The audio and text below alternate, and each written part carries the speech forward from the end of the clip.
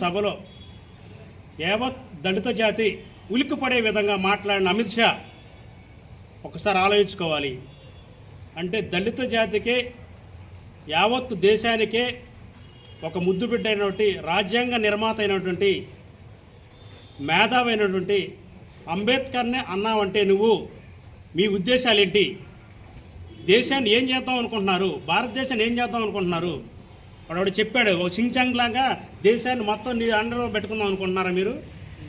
యావత్తు దళిత జాతి ఎదురు చూస్తుంది. మీరు క్షమాపణ చెప్పాలి.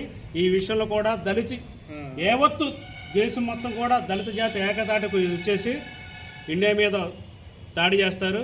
దయచేసి మీరన్న సభలో మాటలను వెనక్కి తీసుకొని నిండు సభలోనే నేను తప్పిదంగా మాట్లాడాను, ఈ తప్పిదాన్ని క్షమించండి అని చెప్పి ఒప్పుకుంటే తప్ప ఈ కార్యక్రమం ఎంతటి తాగుతుంది. కానీ నువ్వు ఎప్పుడైతే క్షమాపణ చెప్పలేదో ఇది